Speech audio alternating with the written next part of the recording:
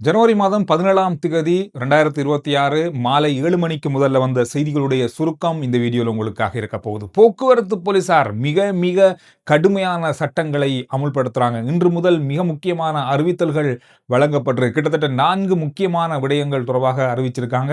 அது என்ன அப்படின்றத சுருக்கமாக பார்க்க போறோம். அதே போல ஜனாதிபதி நைனாதீவு ஆலய பூஜை வழிபாட்டில் ஈடுபட்ட போது எடுக்கப்பட்ட புகைப்படங்கள் மூலமாக இப்பொழுது ஒரு சர்ச்சை ஏற்படுத்தப்பட்டிருக்கிறது. சமூக வலைத்தளங்கள் இது பரவலா பேசப்படுகின்ற ஒரு விஷயமாக மாறி இருக்கு. அது என்ன அப்படின்றதையும் இந்த வீடியோல பார்க்க போறோம். இதுல மிக முக்கியமான ஒரு கட்டுப்பாடு, மிக முக்கியமான சட்டம் அமுல்படுத்தப்பட்டிருக்கிறது.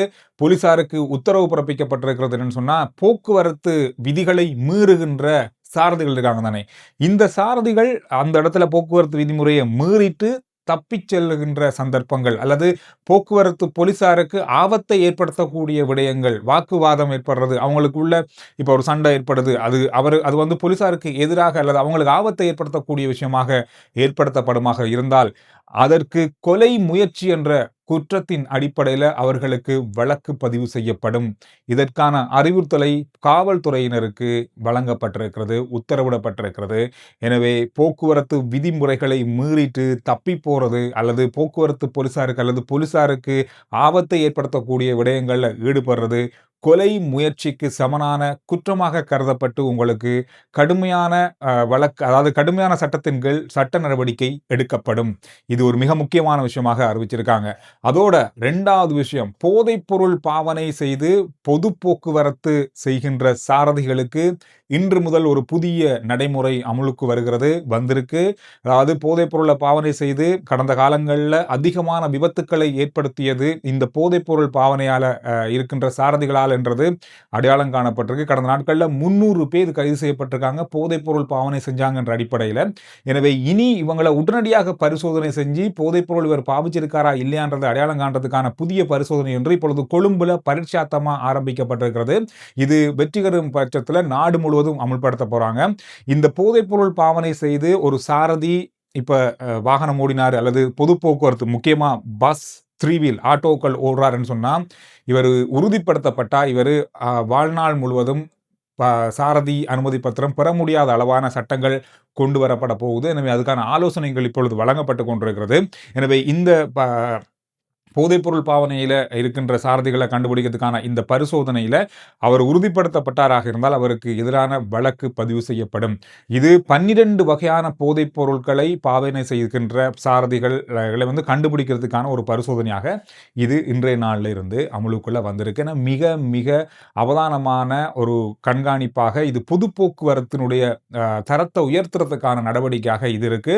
குறிப்பா பேருந்து சாரதிகள், முச்சக்கர வண்டி சாரதிகள் மிக மோசமான விபத்துக்களை கடந்த நாட்களில் ஏற்படுத்துவதாக கண்டறியப்பட்டிருக்கிறது. ஏற்கனவே பலர் கைது செய்யப்பட்டிருக்காங்க. அவங்களுக்கான பரிசோதனையும் இப்பொழுது நடந்து கொண்டிருக்கிறது. அதுல உறுதிப்படுத்தப்பட்டால் அவங்களுக்கான தண்டனையும் வழக்கும் பதிவு செய்யப்படும். இது ஒரு மிக முக்கியமான விடயமாக கருத்தில் கொள்ளப்பட்டிருக்கிறது. இதோட இன்னும் ஒரு முக்கியமான விஷயம், கிளீன் ஸ்ரீலங்காவுடைய ஆரம்ப நிகழ்வுகளில் உங்களுக்கு தெரியும், இந்த வாகனங்களுக்கு முச்சக்கர வண்டி, பேருந்துகள் இதுக்கும் பொது போக்குவரத்து முக்கியமாக கவனிக்க போறாங்க.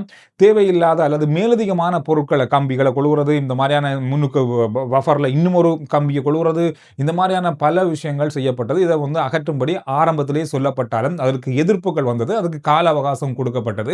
கிட்டத்தட்ட 1 வருஷம் முடிஞ்சிருக்கு. இந்த அடிப்படையில் இது கடுமையான ஒரு நடவடிக்கையாக எடுக்கப்பட போகுது. இந்த வருகின்ற நாட்களில் இதில் இருக்க அத்தனை விடயங்களும் தேவையில்லாத மோடிஃபை பண்ண இந்த உபகரணங்கள் கலட்டப்பட வேண்டும். இல்லைன்னா அந்த வாகனம் முச்சக்கர வண்டியோ பேருந்தோ பாதையில் ஓடுறதுக்கு முடியாத வகையில் தடை செய்யப்படும் என்ற ஒரு சட்டத்தையும் கடுமையான நடவடிக்கை இதுக்கு எடுக்கப்படும்ன்றதையும் காவல்துறையினர் அறிவிச்சிருக்காங்க.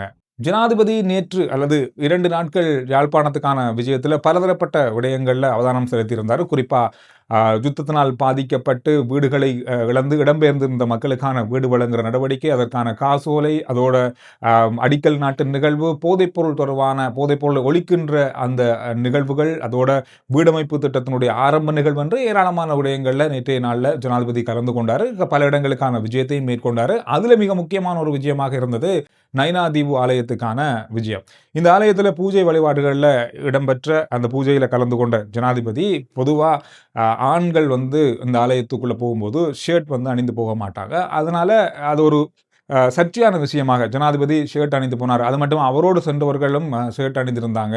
இதற்கு ஆலய நிர்வாகம் எப்படி அனுமதி கொடுத்தது என்ற பல சர்ச்சையான விஷயங்கள் இப்பொழுது சமூக வலைதளங்களில் பேசப்படுது. இதற்கு ஆதரவாகவும் பேசப்படுது. இதற்கு எதிரான கருத்துக்களும் சமூக வலைதளங்களில் முன்வைக்கப்படுது. பரவலாக இன்று நாளில் அதிகமாக சமூக வலைதளம் பார்த்துருந்தீங்கன்னா தெரியும், இந்த விடயம் தான் ஓடிக்கொண்டே இருக்கு. நீங்க இந்த விஷயம் தொடர்பாக என்ன நினைக்கிறீங்க? உங்களுடைய கருத்துன்றத கருத்துக்கள்ல பதிவிடுங்க. நேற்றிரவு ஜிந்துப்பட்டியில் ஒரு துப்பாக்கிச் சூடு சம்பவம், ஒரு பரபரப்பான துப்பாக்கிச் சூடு சம்பவமாக இது இருந்தது. நேற்றைய நாளில் நீங்கள் இந்த வீடியோ காட்சிகளை பார்த்துருந்தா தெரிஞ்சிருக்கும்.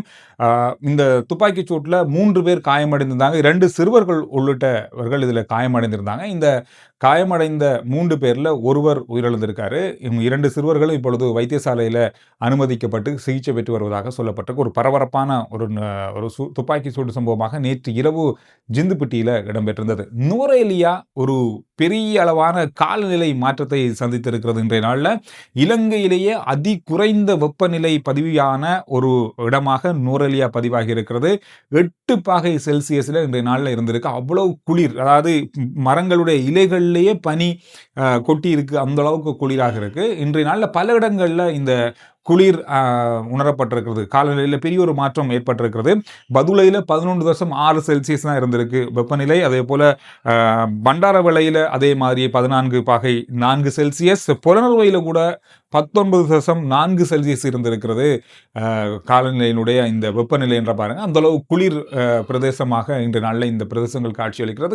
அது மட்டும் இல்லாமல் நாட்டின் பல பிரதேசங்களில் காலநிலையுடைய வெப்பநிலை இன்று பெரிய அளவாக குறைவான நிலையை பதிவு செய்திருக்கிறது. இலங்கையினுடைய சுற்றுலாத்துறை இந்த வருஷத்துல மிக பாரிய அளவான முன்னேற்றத்தை அடையும் என்றது பெரிய ஒரு எதிர்பார்ப்பாக இருக்கிறது. கடந்த வருஷம் எதிர்பார்க்கப்பட்டதை விட பாரிய அளவான சுற்றுலா பயணிகள் நாட்டுக்குள்ள வருகை தந்திருந்தாங்க. இந்த 15 நாட்கள்ல 2026 இந்த 15 நாட்கள்ல இதுவரைக்குமான காலப்பகுதிக்குள்ள 1,33,898 பேர் பதிவு செய்யப்பட்டிருக்கிறது நாட்டுக்குள்ள வந்ததாக சுற்றுலா பயணிகள். இதில் அதிகமாக 23,000க்கும் அதிகமானவர்கள் இந்தியாவிலிருந்து வராங்க. கடந்த வருஷமும் அதிகமான சுற்றுலா பயணிகள் இந்தியா, சைனா மாதிரியான நாடுகள் இருந்தான் வந்திருந்தாங்க. அதே போல தான் இந்த வருஷமும் இருக்கு. இன்னும் போன வருஷத்தை விட அதிகமான சுற்றுலா பயணிகளை கொண்டு வரக்கூடிய ஒரு ஆண்டாக இந்த ஆண்டு இருக்கும் அப்படின்னு சொல்லப்பட்டிருக்கிறது. பாடசாலைகள் தொடர்பாக குறிப்பா இந்த ஆரம்பிக்கப்படவிருந்த இந்த வருஷத்துக்கான புதிய கல்வி சீர்திருத்தம் தொடர்பாக நிறைய பேருக்கான விளக்கம் இன்னும் போய் சேரலையோ அப்படின்ற மாதிரி பல இடங்கள்ல கேள்விகள் கேட்கப்படுகிறது சமூக வலைதளங்கள்ல. குறிப்பா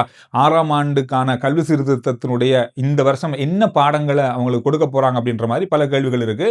ஆனா இதுக்கான தெளிவான பதிலை கல்வி அமைச்சு சொல்லியிருக்காங்க. கடந்த வருஷம் என்ன 6ஆம் ஆண்டுக்கு முதல்ல இருந்ததோ அந்த பாடத்திட்டமே இந்த வருஷம் தொடரும். புதிய சீர்திருத்தம் இந்த வருஷம் 6ஆம் ஆண்டுக்கு இருக்காது, 2027 தான் இருக்கும். ஆனால் 1ஆம் ஆண்டுக்கான கல்வி சீர்திருத்தம் இந்த வருஷத்தில் இருக்கும்ன்றது சொல்லியிருக்காங்க. எனவே பெற்றோர்கள் இதில் குழப்பக்கூடிய தேவையில்லை. நிறைய பேர் கேள்விகள் பல இடங்களில் கேட்டது. எனக்கும் ஒரு 2-3 மெசேஜ் வந்திருந்தது. அதாவது கல்வி சீர்திருத்தம் வழங்கப்பட்ட புத்தகமோ அல்லது இப்போ புதுசாக வழங்கப்பட்ட மொழிலோ எந்த மொழில் 6ஆம் ஆண்டுக்கு பயன்படுத்தப்பட மாட்டாது. கடந்த வருஷத்துக்கான அல்லது இதுவரைக்கும் இருந்த பாடத்திட்டம் தான் இந்த வருஷமும் தொடரப்போகிறது அப்படின்றது தான் கல்வி அமைச்சு உத்தியோகபூர்வமாக அறிவிச்சிருக்காங்க. எனவே இந்த விஷயங்கள் தான் இந்த நாளில் பார்க்கப்பட்ட மிக முக்கியமான செய்திகள்.